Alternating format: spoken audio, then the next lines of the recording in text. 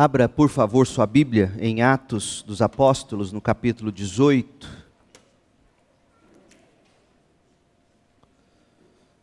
Vamos retornar ao texto que nós estudamos na semana passada, na semana retrasada, mas que hoje vai nos apresentar o outro enfoque deste texto. Nesta manhã eu quero falar sobre evangelismo e discipulado, com base em Atos 18, de 18 a 28. A vantagem de se pregar, como nós fazemos aqui, expositivamente, sequencialmente, é que você acaba por abranger todo o conselho de Deus, como deve ser. Todo o conselho de Deus. E numa ocasião como esta, em que nós estamos em campanha de missões, é sempre muito bom a gente ter um tema como este. E já que nós seguimos a Bíblia, e nós cremos que ela é suficiente para toda e qualquer situação, é muito bom ver que nós nem precisamos mudar a programação de nossas mensagens para atender à necessidade momentânea da igreja como um todo. Por isso, evangelismo e discipulado. Atos 18, de 18 a 28, e isto vale também para você, criança, que está conosco nesta manhã aqui no templo, enquanto nós nos preparamos para celebrar a ceia do Senhor. Eu quero que você, criança, tome nota do que eu vou dizer e quero que você me apresente no final, se você desejar, a sua conclusão, o que Deus falou com você nesta manhã. Tá certo? Atos 18, 18 a 28. Verso 18. Esta é a palavra de Deus. Paulo ainda permaneceu em Corinto por algum tempo. Então se despediu dos irmãos e foi para Cencreia, onde raspou a cabeça, de acordo com o costume judaico, para marcar o fim de um voto. Em seguida partiu de navio para a Síria, levando consigo Priscila e Áquila. Chegaram ao porto de Éfeso, onde Paulo os deixou. Enquanto estava ali, foi à sinagoga para debater com os judeus. Eles pediram que ficasse mais tempo em Éfeso, mas Paulo recusou. Ao despedir-se deles, Paulo disse: voltarei depois, se Deus quiser. Então zarpou de Éfeso. A parada seguinte foi no porto de Cesareia, de onde subiu a Jerusalém e visitou a igreja em Jerusalém. Em seguida voltou para Antioquia. Depois de passar algum tempo em Antioquia, voltou para a Galácia e pela Frígia, visitando e fortalecendo todos os discípulos. Enquanto isso, chegou a Éfeso, vindo de Alexandria, no Egito, um judeu chamado Apolo. Era um orador eloquente, que conhecia bem as Escrituras. Tinha sido instruído no caminho do Senhor e ensinava a respeito de Jesus com profundo entusiasmo e exatidão, embora só conhecesse o batismo de João. Quando ouviram Apolo falar corajosamente na sinagoga, Priscila e Áquila o chamaram de lado e lhe explicaram com mais exatidão o caminho de Deus. Apolo queria percorrer a Acaia, outra região próxima a Ásia Menor, Éfeso, onde ele originalmente estava.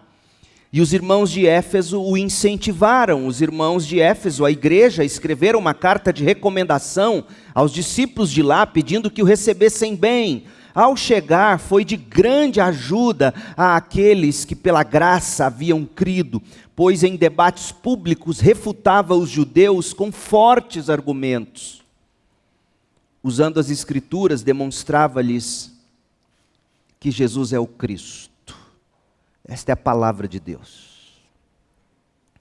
O estudo do livro de Atos nos remete às origens da igreja cristã. O estudo do livro de Atos nos coloca cara a cara com os primeiros crentes e suas práticas dentro e fora da igreja. Como esse estudo é importante e relevante. Se há um modelo a ser copiado, nesta época de tantas opções, nesta época de tantos cursos e de tantos influenciadores e de coaches e de modelos diversos, se há um modelo a ser copiado, esse é o que nós temos estampado nas páginas deste livro que neste momento a gente tem em tela. Atos dos Apóstolos. A relevância que a igreja, ouça, a relevância que a igreja e os crentes precisam ter na sociedade, essa relevância deverá se ajustar aos moldes do que nós temos em Atos dos Apóstolos, nem mais nem menos. Sob pena de se produzir uma entidade completamente distinta do que Jesus chamou de igreja, e que se acha estampada aqui no Novo Testamento. Nosso modelo é Atos dos Apóstolos, as cartas dos apóstolos no Novo Testamento. Nem mais nem menos, porque se fizermos mais ou menos do que temos no Novo Testamento, nós teremos uma organização, sim, uma entidade, sim, mas jamais será igreja, por mais que se use o nome igreja. O livro de Atos é como uma obra-prima sinfônica. Já nas notas de abertura se ouve a respeito do seu tema principal, evangelismo. E o tema principal soa através das palavras dirigidas aos primeiros crentes pelo próprio Jesus Cristo, o edificador da igreja. Ouça qual é o tema de Atos dos Apóstolos. Atos capítulo 1, versículo 8. Vocês receberão poder quando o Espírito Santo descer sobre vocês e serão meus evangelistas, minhas testemunhas em toda parte, em Jerusalém, em toda a Judéia, em Samaria e nos lugares mais distantes da terra. Este é o tema de Atos dos Apóstolos. A evangelização num primeiro momento. É por isso que fazemos missões, é por isso que levantamos ofertas para a Junta Missionária dos Batistas Brasileiros, que tem missionários espalhados pelo mundo todo. E é por isso que nós encorajamos cada crente a ser um evangelista no local onde Deus colocou você, na escola, na prática do esporte, no trabalho, na roda de amigos. Você, que tem o Espírito Santo, tem, portanto, o poder de ser testemunha onde Deus te colocou. Serão minhas testemunhas. E Atos dos Apóstolos se propõe a contar essa história. Como uma belíssima sinfonia que é, Atos tem pelo menos 3 grandes movimentos.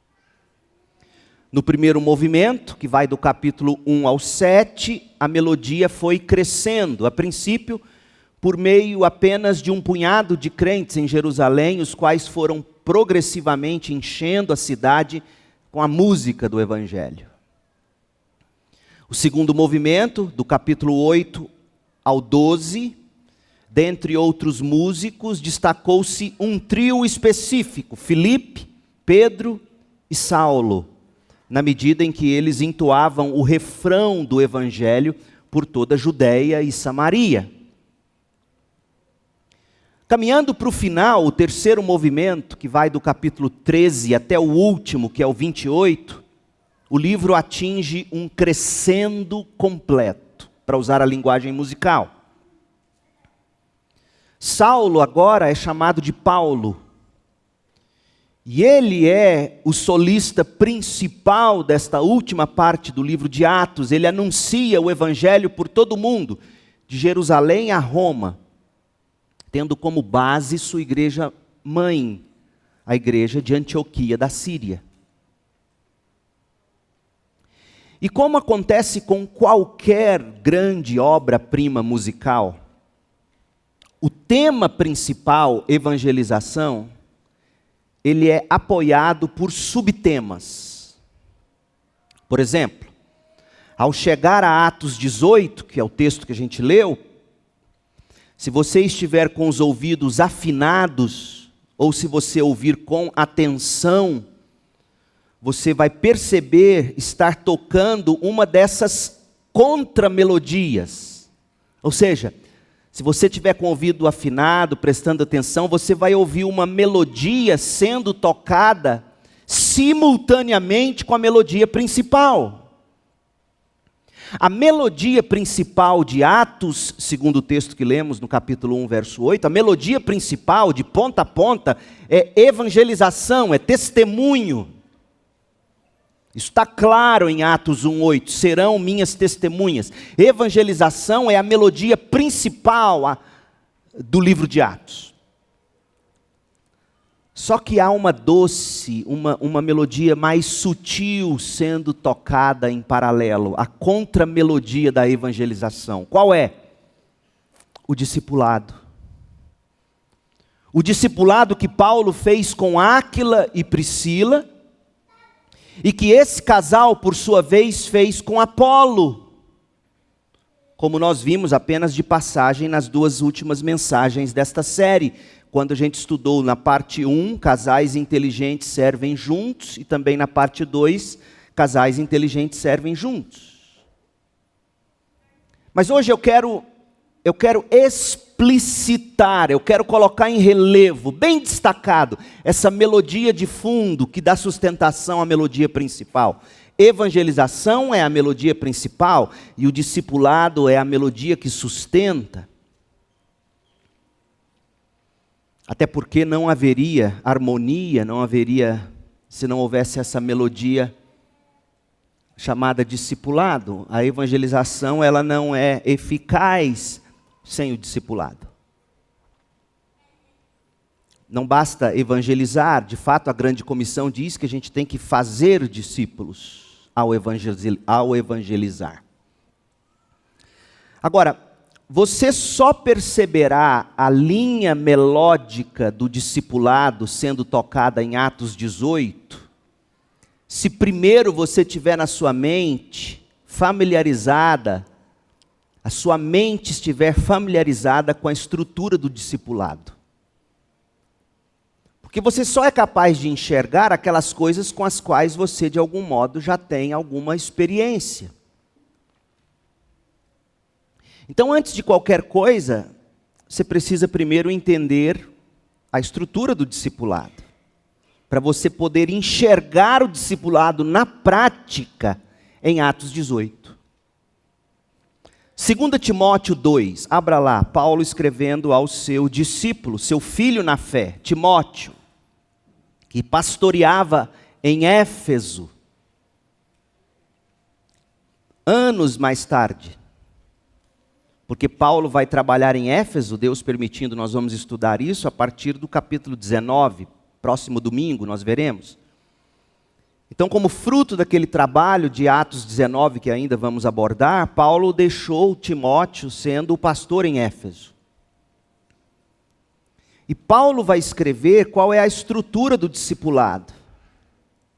Meu filho, versículo 1, 2 Timóteo 2:1. Seja forte por meio da graça que há em Cristo Jesus. Você me ouviu ensinar verdades confirmadas por muitas testemunhas confiáveis. Você ouviu de mim, você aprendeu de mim, eu discipulei você. Agora chegou sua vez. Ensine essas verdades a pessoas de confiança, a pessoas fiéis, que possam, por sua vez, transmiti-las a outros. Essa é a estrutura do discipulado. Eu discipulo você, você discipula outro, que discipulará outro, e assim por diante. Entendida essa estrutura, quando você lê Atos 18, você vê este princípio na prática. Paulo discipulou seu filho espiritual. Paulo discipulou na verdade. Paulo treinou Timóteo para ter o tipo de caráter necessário para se viver a vida cristã em plenitude. Porque é isto que a gente quer fazer com o nosso encontro de mulheres. Nós queremos pegar as doutrinas centrais da fé cristã e, a partir delas, ajudar você, mulher, a definir sua feminilidade. E assim por diante. Timóteo, por sua vez, tendo aprendido de Paulo, em vez de absorver apenas para si todas as verdades que ele ouviu Paulo pregar do púlpito e particularmente, vez após vez, Timóteo deveria ensinar essas verdades também a outras pessoas de confiança e elas, por sua vez, transmitiriam a outros.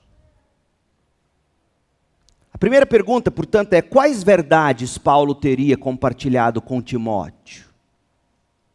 Quais verdades Paulo recebeu, ou Paulo transferiu para Timóteo, e Timóteo, por sua vez, deveria transmitir a outros, e assim por diante? Obviamente que era o que lhe fora confiado pelo próprio Cristo, o tesouro do Evangelho, como Paulo mesmo diz em 2 Timóteo 1, verso 12, 2 Timóteo 1, verso 14. Paulo recebeu o depósito do próprio Deus, o depósito do Evangelho, e transmitiu a Timóteo, que deveria transmitir a outros as verdades objetivas das Escrituras, as doutrinas bem definidas da fé, os princípios para o desenvolvimento do caráter e a construção de uma vida piedosa.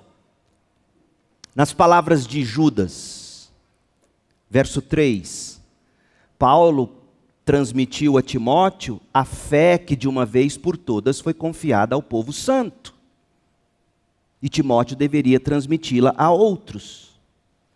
Nas palavras do próprio Paulo, quando ele escreve 2 Tessalonicenses 3, versículo 6, Paulo deu a Timóteo a tradição apostólica. A mensagem do Evangelho, tal como os apóstolos a pregaram, 1 Coríntios 15, verso 3. Era isso que Timóteo deveria ensinar. O Evangelho que ele recebeu de Paulo, Evangelho que o salvou e Evangelho que o santificava. Timóteo deveria transmitir a outros e outros a outros, e assim até os confins da terra. Na verdade, gente, o discipulado não foi uma ideia de Paulo. O discipulado nasceu no coração de Jesus. Abra em Marcos, capítulo 3, verso 13. Marcos 3, 13 até o 16. Diz assim o texto: depois, Jesus subiu a um monte e chamou para si aqueles que ele desejava que o acompanhassem, e eles foram. Escolheu 12 e os chamou seus apóstolos, para que o seguissem e fossem depois enviados para anunciar sua mensagem. E lhes deu autoridade para expulsar demônios. Estes foram os 12 que ele escolheu, e daí vem a lista dos 12 apóstolos. Ora, gente, trazendo esses homens para perto dele, Jesus derramou neles sua vida, a verdade. E quando Jesus partisse para o Pai, após a ressurreição, esses 12 deveriam pregar a outros com poder e autoridade. E durante o tempo em que Jesus esteve com eles na terra, Jesus mesmo deu pequenas tarefas, os enviou de 2 em 2. A ideia do discipulado, portanto, é uma ideia de Cristo. Cristo os escolheu para equipá-los com o propósito de que seguissem o exemplo de Jesus e eles também fizessem discípulos, inserindo os discípulos no reino dos céus. De fato, Cristo comissionaria esses apóstolos mais tarde nos termos que a gente conhece tão bem, Mateus 28. Portanto, vão e façam discípulos. Verso 20: ensinem esses novos discípulos. Eles têm que aprender para que eles possam obedecer a todas as coisas que Jesus entregou aos apóstolos e os apóstolos nos entregaram na Bíblia. E foi exatamente isso que Paulo havia feito com Timóteo, que estava, como eu disse, pastoreando em Éfeso, quando Paulo escreveu a segunda carta para ele. Mas Paulo também tinha feito o mesmo com um certo marido e mulher chamados Áquila e Priscila, que viviam em Corinto com ele durante 1 ano e meio. Com essa estrutura em mente, você agora, quando ler Atos 18, você vai ver na prática o que Jesus fez com os apóstolos, o que Paulo fez com Timóteo e depois disse para Timóteo fazer. Agora, entendendo essa estrutura do discipulado, você lê Atos 18 e vê, eu sei o que Paulo está fazendo aqui. Ele está fazendo aqui o que ele ensinou a Timóteo, em 2 Timóteo 2. Eu ensinei a você, você ensina a outros fiéis, e esses outros fiéis ensinarão a outros, e assim por diante. Veja a prática. Atos 18, de 1 a 3. Algum tempo depois, Paulo deixou Atenas, foi para Corinto. Em Corinto encontrou um judeu chamado Áquila, natural do Ponto, que havia chegado recentemente da Itália com sua esposa Priscila, depois que Cláudio César expulsou todos os judeus de Roma. Paulo foi morar e trabalhar com Áquila e Priscila, porque Áquila e Priscila eram fabricantes de tendas como Paulo. Pergunta: Paulo vai colocar em prática o que ele ensinou a Timóteo? Pergunta: qual é o primeiro passo de Paulo para fazer discípulo? Paulo se associa com esse casal. Paulo encontra um ponto de contato, um ponto comum. Paulo fabricava tendas, Paulo precisava de dinheiro, tendas eram as barracas, sabe barraca de pescaria? Mais ou menos isso. Paulo fabricava barracas. Por que Paulo aprendeu a fazer isso, não sei. Mas ele sabia fazer isso, e ele encontrou Áquila e Priscila que sabiam fazer isso. Então a primeira coisa que Paulo faz é se associar com eles. E isso qualquer um consegue fazer. A primeira coisa é você ser gente boa, é você se associar com pessoas do seu círculo de amizade. Intencionalmente associar-se com pessoas, ter olhos para as pessoas. Mas nós crentes somos uma raça ruim, né? Oh, meu Deus do céu, me tira desse serviço, só tem pagão aqui onde eu estou. Mas aonde que você quer que Deus te coloque? Se você tem que ser luz e sal, você tem que estar no meio de pagão. E eu oro para que não entre nenhum crente. Fique só você no meio do pagão. Ah, pastor, o senhor é fácil. O senhor só vive com crente. Você quer trocar 1 ano da minha vida com a sua? Convivendo com ovelha? Você quer trocar 1 ano? Bode no meio de ovelha? Chifrada de onde você nunca esperava que vinha? De um pagão você espera. De um crente em quem você derrama a sua vida na vida dele. Você acha que é fácil? A verdade é o seguinte: fácil é para ninguém. Quando chegar no céu, eu vou pegar Adão pelo colarinho e vou dizer: rapaz. Mas vou fazer em amor, porque lá ninguém vai ficar irado.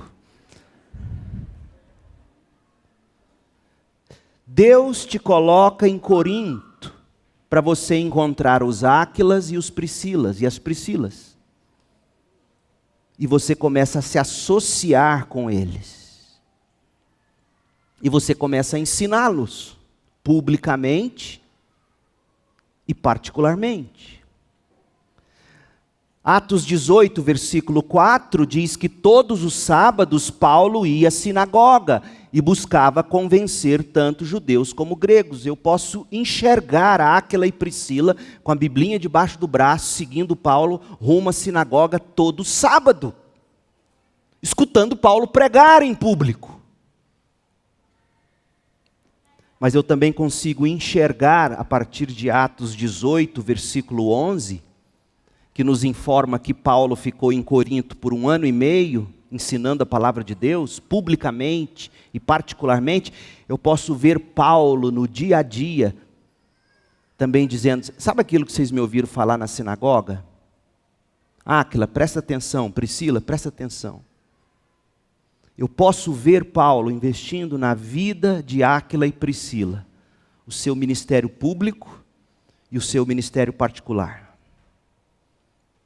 O passo inicial do discipulado é a coisa mais fácil que tem. É você olhar ao redor e falar, Deus, me mostre aqueles com quem eu devo me associar em amor, intencionalmente, para falar com eles.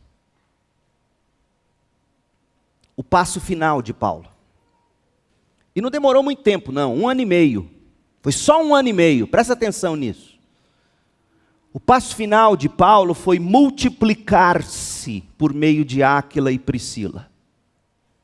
Isso está implícito nas ações de Paulo, quando Paulo chegou a hora de partir de Corinto. Olha o verso 18 de Atos 18. Paulo ainda permaneceu em Corinto por algum tempo, isso implica dizer que Áquila e Priscila também, ouvindo ele pregar na sinagoga todo sábado, diariamente em casa, nos relacionamentos. Então Paulo, depois de 1 ano e meio, se despediu dos irmãos e foi para Cencreia, onde raspou a cabeça, de acordo com o costume judaico. A gente vai voltar a isso na semana que vem. Em seguida, partiu do navio para a Síria, levando consigo quem? Priscila e Áquila. Paulo disse, Priscila e Áquila, Deus colocou vocês na minha vida, para eu encaminhar vocês no reino dos céus. Vocês não vão ficar em Corinto, vocês vão me seguir, porque agora eu vou me multiplicar através de vocês. Eles chegaram ao porto de Éfeso, onde Paulo os deixou Áquila e Priscila em Éfeso. Enquanto estavam ali, Paulo foi à sinagoga para debater com os judeus, como era de costume. Os judeus pediram que Paulo ficasse mais tempo, mas Paulo disse, não é hora de eu ficar com vocês. Eu voltarei depois, verso 21. E então zarpou de Éfeso. Depois de levar consigo Áquila e Priscila para Éfeso, Paulo decidiu que era momento de encerrar a segunda viagem missionária. E aí Paulo deixou o casal sozinho, ministrando em Éfeso, enquanto ele próprio voltava para a casa dele, Antioquia da Síria, para dar o relatório de toda a segunda viagem missionária. Vamos falar sobre isso semana que vem. Passando por Cesareia, Jerusalém, para reforçar os discípulos, a importância da igreja local, reforçando discípulos. Verso 22, tendo zarpado de Éfeso, a parada seguinte foi no porto de Cesareia, de onde Paulo subiu a Jerusalém, visitou a igreja de Jerusalém, em seguida voltou para Antioquia da Síria, depois de passar algum tempo ali, voltou pela Galácia, pela Frígia, visitando e fortalecendo todos os discípulos nas suas igrejas locais. Crente, não existe crente sem igreja. Os discípulos que eram fortalecidos por Paulo, eram fortalecidos nas igrejas. Como a gente sabe disso? Olha a carta aos Gálatas, endereçada a igrejas da Galácia. O fortalecimento do discípulo é constante, é rotineiro na vida, na comunhão de uma igreja local. Pessoa que se diz igreja, ou crente melhor, pessoas que se dizem crentes e desvalorizam a comunhão delas na igreja local é uma aberração no reino de Deus. Eu quero sim chocar você. E em amor eu quero inclusive ofender você, se você não concorda comigo. Porque você está absolutamente equivocado se você acha que é possível ser crente sem igreja. Não é. Ah, eu estou bem, eu e Deus. Não está. Se você não está em harmonia, em sintonia, recebendo e dando na comunhão da sua igreja, você não está bem. Só pode estar bem na sua cabeça, tentando convencer a si mesmo de que você está bem. Paulo então ele volta, concluindo a segunda viagem missionária. Mas antes disso, como a gente viu no versículo 20 de Atos 18, o pessoal de Éfeso queria que ele ficasse mais tempo lá. E Paulo diz, não, agora não, eu preciso concluir a segunda viagem missionária, eu tenho que fortalecer os crentes das outras regiões, eu tenho que ir a Jerusalém, eu tenho que passar em Antioquia, que é a minha igreja mãe, a igreja que me enviou, a igreja que me sustenta em oração, e eu preciso ir lá e dar a eles o relatório de tudo que eu tenho feito. Eu não vou ficar com vocês agora, mas Áquila e Priscila vai cuidar de vocês. Eu estou me multiplicando através de Áquila e Priscila. Eles cuidarão de vocês. Paulo havia multiplicado a sua eficácia ao dedicar sua vida a Áquila e Priscila. Sabe qual é o sonho da minha vida? É quando chegar a hora de eu parar como titular, porque eu não vou parar nunca. Eu ter conseguido, pela graça de Deus, juntamente com vocês, treinar aquele que vai continuar como seu pastor. Esse é o ideal bíblico. Esse é o ideal bíblico. Outra aberração entre nós crentes são pastores que param, e param porque a igreja já não os aguenta mais, mas param, e às vezes param até bem, mas não deixaram alguém que a igreja possa olhar e dizer, é o nosso Timóteo. Me ajudem nisso. Me ajudem nisso. Eu tenho ainda, eu penso, vou fazer 50 esse ano, eu tenho ainda uns 15, 20 pela frente, acho. E de coração eu digo a vocês, a segunda igreja batista em Goiânia é minha última parada antes do céu. Eu quero plantar minha vida aqui, eu quero ver uma igreja saudável, forte a partir de nós. Portanto, digo de coração isso, quando eu saio aqui ou acolá, vou pregar aqui e acolá, saibam, o seu pastor não tem o hábito de ficar fazendo desfile para receber convite. Quando foi para eu vir para cá, Joaquim Ferro é testemunha. Eu falei, se vocês em assembleia votarem em me convidar, eu vou orar sobre isso. Se não, eu não vou ir para nada. Eu não gosto disso. Eu tenho ética. Então, o que eu quero lhes dizer é o valor, o papel de uma igreja. Paulo está fortalecendo as igrejas. Paulo precisava concluir a segunda viagem missionária. Paulo precisava dar relatório em Antioquia. Paulo precisava ir a Jerusalém, mantendo diálogo com os pilares da igreja apostólica lá em Jerusalém. Mas quem ficaria em Éfeso? Quem ficaria em Éfeso? Aquele casal em quem Paulo investiu 1 ano e meio da vida dele. Áquila e Priscila. Só que esse subtema do discipulado, lembra? Paulo discipulou Áquila e Priscila. Paulo deixou Áquila e Priscila em Éfeso. Paulo foi fechar a segunda viagem missionária. E voltará a Éfeso. Mas enquanto Áquila e Priscila estão, em nome de Paulo, cuidando de Éfeso, eis que aparece o segundo violino de Paulo. Porque o que é interessante nessa passagem que a gente está estudando é que o que está em evidência não é tanto o primeiro violino. Engana-se quem acha que é Paulo que está em evidência aqui. Não é não. Quem está em evidência aqui é Áquila e Priscila e agora Apolo. Porque Lucas está mostrando para nós na prática o que significa 2 Timóteo 2, de 1 a 2. Eu discipulei Timóteo, que discipulará outros, que discipularão outros. Atos 18, 24. Enquanto isso, chegou a Éfeso, vindo de Alexandria no Egito, um judeu chamado Apolo. Paulo está fora, Apolo está no pedaço. Orador eloquente. A palavra para eloquente aqui é logios, que pode significar tanto palavras fluentes como ideias profundas. Então era um homem de ideias profundas, ditas em palavras eloquentes. Imagina. Áquila e Priscila poderiam ter pensado, meu Deus do céu, por que que Paulo nos largou aqui com esse abacaxi? Apolo pregava, conhecia mais ou menos o caminho de Cristo, conhecia apenas o batismo de João.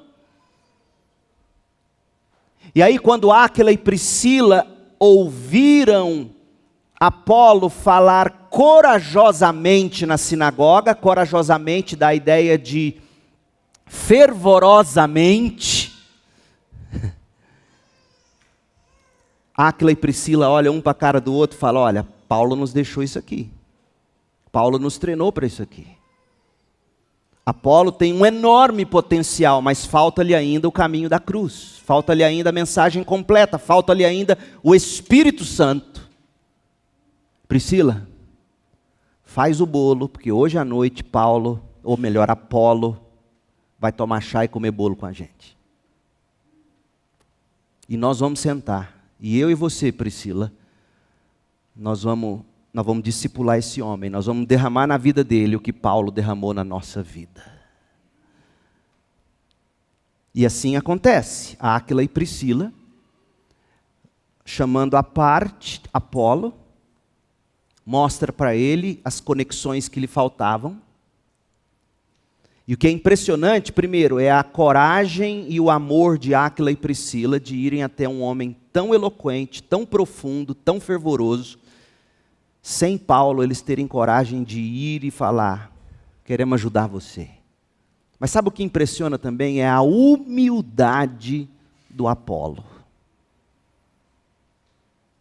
Quem são vocês para falar comigo? Eu sou de Alexandria, conterrâneo do filósofo Filo, sou de escola de grande oratória, tenho conhecimento. Que história é essa?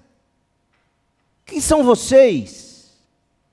Mas aqui quando você tem a coragem amorosa que encontra a humildade piedosa,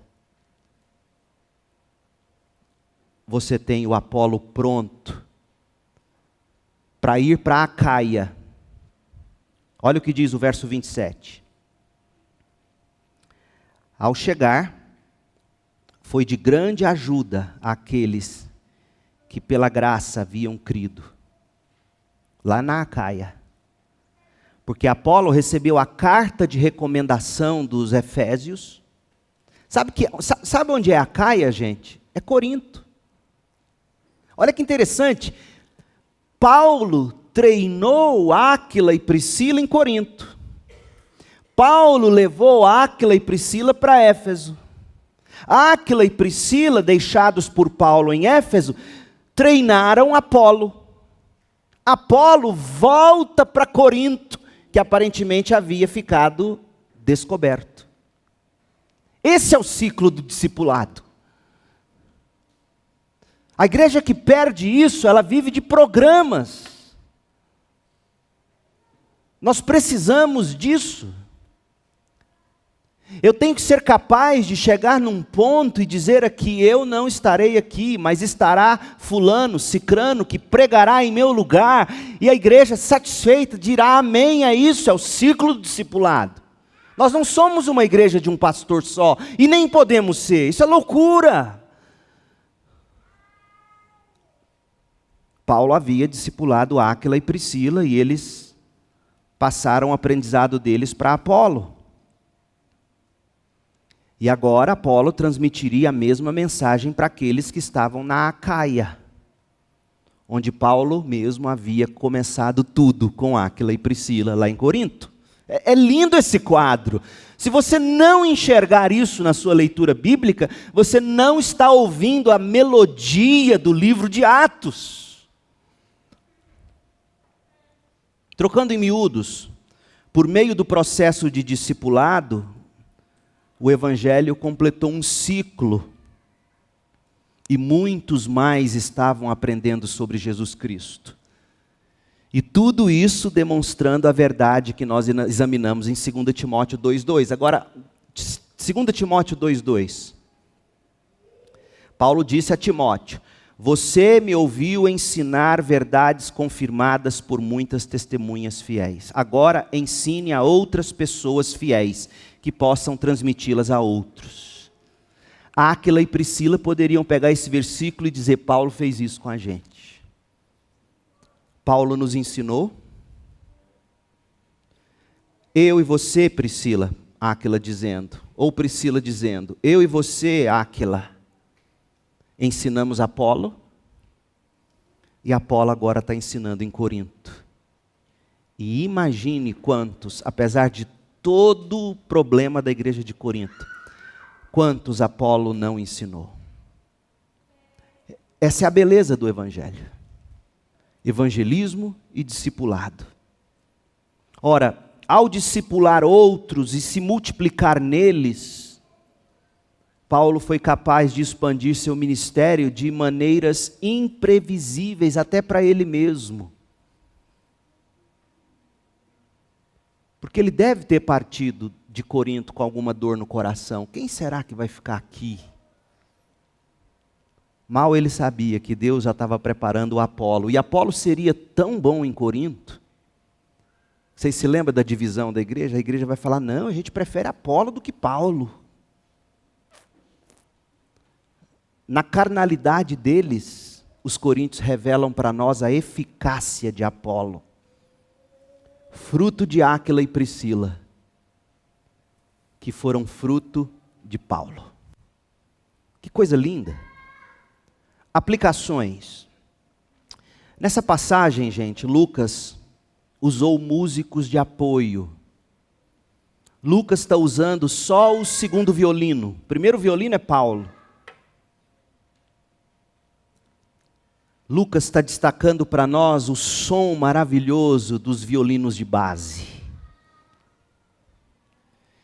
para ilustrar alguns princípios fundamentais. Lucas usou Áquila e Priscila e depois Apolo, para revelar para nós a importância e a mecânica do discipulado cristão. Então, 3 aplicações que eu quero deixar com você, para a gente ir para a mesa do Senhor. Primeira, a melhor transmissão da verdade é por meio do discipulado. Num relacionamento de discipulado, a gente pode conhecer um ao outro com maior intimidade e profundidade, por dentro e por fora. A gente sai da superficialidade, a gente se aprofunda no contato um a um. E quanto melhor nos conhecemos e nos amamos a fundo, tanto mais aptos vamos ficando para aplicar o Evangelho aos problemas da vida real. Em vez de, à distância, ficar exibindo um padrão de perfeição que ninguém pode alcançar, nem aquele que está causando alguma impressão falsa de santidade porque está à distância. Então, quando você se aproxima, o outro consegue ver na sua vida como é que você lida com as suas tentações, com as suas tristezas. Você tem a oportunidade de pegar o que você ouve do púlpito e dizer: sabe aquilo que o pastor falou? Assim, assim, assim. Sabe como é que eu estou fazendo? Aplicando isso para a minha vida? Assim, assim, assim. Isso só é possível no contexto de discipulado. O púlpito ele é insubstituível. Insubstituível o púlpito da igreja. Mas o púlpito sozinho é insuficiente. Vocês precisam se envolver um na vida dos outros, nos relacionamentos de discipulado, mostrando uns aos outros de que modo você está aplicando tudo que você tem aprendido e ouvido do púlpito. O púlpito é insubstituível, imprescindível. Mas o púlpito sozinho é insuficiente se você não está pegando o que você está aprendendo do púlpito e transmitindo isso a outro, próximo de você. Ajudando outros a ver as conexões que você está fazendo do púlpito com a sua vida. Modelando, exemplificando, ajudando a pessoa a fazer a aplicação teológica, doutrinária correta, naquele problema real dela. Você precisa disso. Isso começa em casa, isso começa com o filho, com a filha, isso começa com a esposa, com o marido, isso começa com o seu amigo mais próximo. Você tem que ter essa transmissão da verdade por meio do discipulado. Meu povo, eu acredito tanto em pregação, que eu prego em média 1 hora. Vocês sabem disso. A pregação é insubstituível, imprescindível. Mas só ela na sua vida. Se você só vem aqui, ouve, vai embora. E nossa, que pastor bom nós temos, hein? Meu Deus do céu. E eu não sou nada disso. Mas se você só sai daqui com isso, é insuficiente. Você tem que viver e aplicar na vida do outro. E deixar o outro aplicar na sua vida também. Tem esse detalhe. Porque a gente tem grandes problemas aqui. Geralmente quem gosta de discipular é solo. Não aceita mais ninguém. Então a primeira lição é essa: a melhor transmissão da verdade é por meio do discipulado. Discipulado esse que flui, que nasce do púlpito imprescindível, insubstituível. Entenda bem isso. Discipulado sem púlpito vira problema, hein? Púlpito sem discipulado gera esterilidade. Segundo, o melhor momento para você começar a discipular é agora. Agora. Porque apenas ouvir sermões no domingo jamais é o bastante para a sua recarga espiritual necessária. Porque essa recarga espiritual, ela se completa de modo personalizado, num relacionamento discipulador. Sim, porque aproximar-se de outra pessoa significa que você vai correr risco, sim. Mas os riscos valerão a pena. Quando você começar a ver o processo de multiplicação, aquele ou aquela em quem você investiu sua vida e deixou também que ele de algum modo discipulasse você em retrospecto. E aí você começa a ver essa pessoa se multiplicando na vida de outros, isso gera prazer. Ora, comece agora. Comece já a discipular, valerá a pena, cada esforço. E nesse processo você vai se revigorar em Cristo. Quantas vezes você já deve ter dito a você: olha, eu não consigo enturmar com ninguém nessa igreja. Eu sei, mas você já tentou? Se você acha que essa é uma igreja saudável, se você entendeu isso, você já tentou chamar alguém? E se não tem, você já tentou chamar alguém lá de fora para dizer: olha, eu vivo numa igreja, numa comunhão que é absolutamente fantástica, saudável. Eu quero você comigo. E você caminha com essa pessoa e você discipula ela no contexto da igreja. Então, primeiro, a melhor transmissão da verdade é por meio do discipulado. O melhor momento para começar a discipular é agora. E por fim, a melhor maneira de discipular é aplicar o que você está aprendendo. Por isso que você pode começar agora. Porque discipulado, gente, não é uma palestra fria. Tem gente que pensa que discipulado é igual aquele professor que durante anos dá aula no colégio ou na faculdade, e aí todo ano ele vai lá e puxa aquela pasta já amarela, de folha amarela, de 1972, as primeiras notas dele, aí ele vai e começa a dar aula. Discipulado não é isso não. Discipulado é você estar bebendo na fonte. O sermão que você ouve dominicalmente, a Bíblia que você lê diariamente, os livros que te edificam regularmente. Você está bebendo da fonte. E aí quando você começa agora, você vai lá e pega aquela pessoa e traz aquela pessoa para beber da fonte que você está bebendo agora. É assim que você faz. E aí você vira para o outro e fala, olha, sejam meus imitadores como eu sou de Cristo Jesus.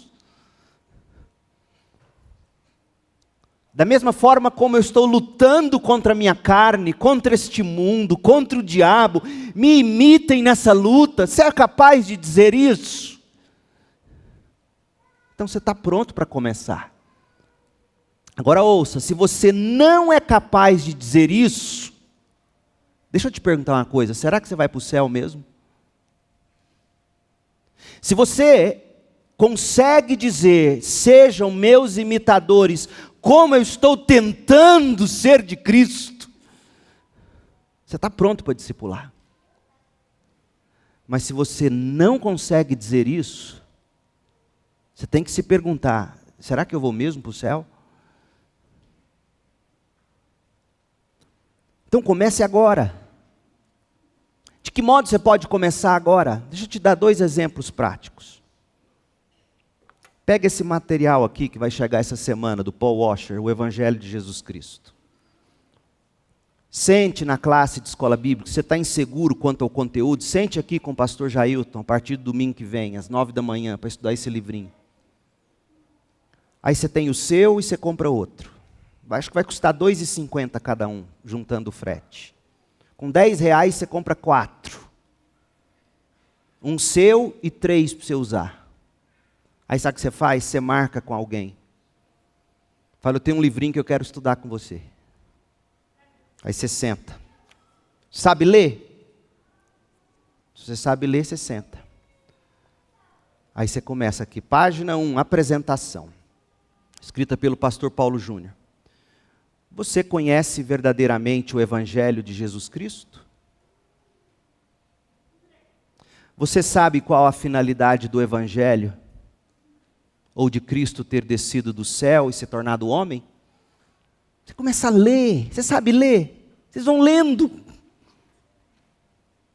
Ah, não entendi isso aqui. Aí você explica. Ah, eu também não entendi, desculpa. Aí você anota. Pode ser na semana que vem? Eu vou te explicar semana que vem.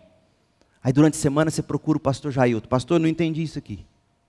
Tem que explicar no meu próximo encontro. O pastor Jailton vai atrás. Se ele não souber, a gente demite e traz outro. Mas é assim que vai funcionar. Você consegue fazer isso? E a partir disso, você vai se associando. Ah, eu quero outra coisa. Você pode pegar a confissão de fé, a nossa confissão de fé. Sentar com a pessoa, 18 encontros. São 18 artigos. Você lê o primeiro artigo e vai lendo as referências bíblicas que estão aqui. Gente, qualquer um consegue fazer isso. Qualquer criança que sabe ler pode pegar isso aqui e sentar com seu amiguinho da escola e fazer isso. Isso é discipulado. E vai caminhando, e vai exemplificando. Você pode pegar o material da classe de novos membros, membresia importa. Pega uma membresia importa. Faz o curso, está lá, eu vou começar a regravá-lo agora, esta semana, mas o que tem lá já está ótimo. Faz o curso, vai fazendo lição a lição, e aquilo com que você tem alimentado a sua alma, é aquilo que você vai usar para discipular outro. Você consegue fazer isso, meu povo? Meu sonho é a gente chegar no final deste ano e falar assim: nós batizamos 50, 100 pessoas, fruto disso aqui. Fruto do seu trabalho. Você pode pegar um sermão meu, a série nos Salmos. Você pode pegar qualquer sermão, está no site. Nós temos em média 40 mil acessos. Por quanto tempo, Danilo? Mês? 40 mil acessos por mês no site da igreja. A gente não faz propaganda nenhuma do site, não paga nada. Só hospedagem. Nada de propaganda. E a vasta maioria dos acessos é de gente de fora. Você poderia pegar um PDF do sermão, está lá prontinho, imprimir 2, ou mandar no WhatsApp e falar: ó, nós vamos junto, lê isso aqui. E dali você vai criar uma amizade. E dali você vai ter oportunidade de aplicar a sua própria vida.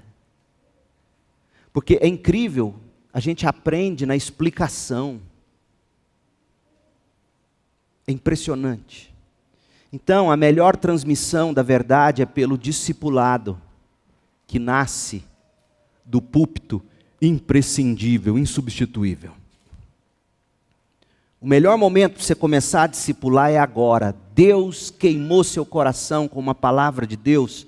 Pega isso, encontre alguém e reparta. Agora. Porque a melhor maneira de discipular é aplicar o que você está aprendendo de Deus. E se você está aprendendo nada, eu estou falando sério, gente. Isso não é retórica, não. Se o seu coração não arde com nada de Deus, pergunte, caia de joelho e diga: Deus, eu sou salvo, porque meu coração não queima. Eu não tenho desejo, eu não tenho vontade. Acorde. Não venha com essa: eu não consigo, eu não quero. Seja honesto então e diga: eu não tenho qualquer apetite. Portanto, misericórdia de mim, Deus. Essa é que é a grande verdade, igreja. E minha oração é que você entenda que evangelismo e discipulado, para a glória de Deus, no poder do Espírito Santo, com a mensagem de Cristo revelada na Bíblia, é o que se espera de crentes e de igrejas. Em tudo o que fazemos, a gente tem que ser intencional. E para isto, nós estamos ainda vivos, sabia? Para que o Evangelho seja compartilhado.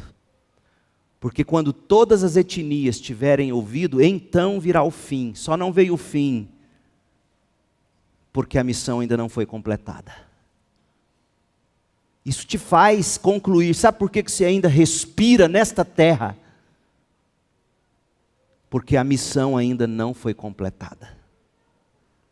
Evangelizar e fazer discípulos de todos os lugares, nações, espalhando assim a paixão pela supremacia de Cristo em todas as coisas, é a missão da CIB e tem que ser a da sua vida. Minha oração é que nesta manhã seu coração arda por isso. E se não estiver ardendo, que você ao chegar em casa, encontrar um momento, fala: Deus, aquilo que o pastor falou, queima meu coração, me dá uma palavra, eu vou pegar aquele livrinho, eu vou pegar a confissão de fé, ou eu vou pegar um sermão dele, ou a própria Bíblia, eu vou pegar o Evangelho de Marcos, vou começar a estudar, e eu quero repartir esse Evangelho com alguém.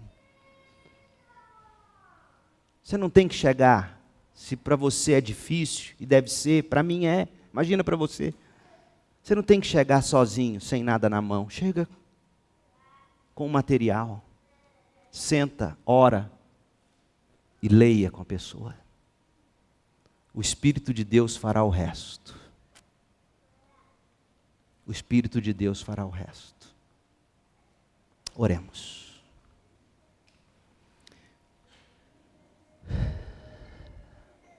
Pai bendito, Deus soberano,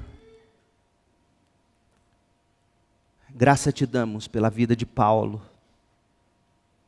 de Áquila e Priscila. de Apolo, de Timóteo, pelo exemplo. Sobretudo, graças te damos por Jesus Cristo, nosso Salvador, o Cordeiro de Deus que tira o pecado do mundo. Nós vamos agora, Pai, participar da mesa do Senhor Jesus Cristo. E a minha oração com a nossa igreja aqui reunida é que o Senhor mesmo aplique ao nosso coração as verdades tão maravilhosas contidas na celebração da ceia do Senhor. Até que o Senhor venha, nós anunciamos Jesus Cristo e este crucificado, que morreu pelo meu, pelo nosso pecado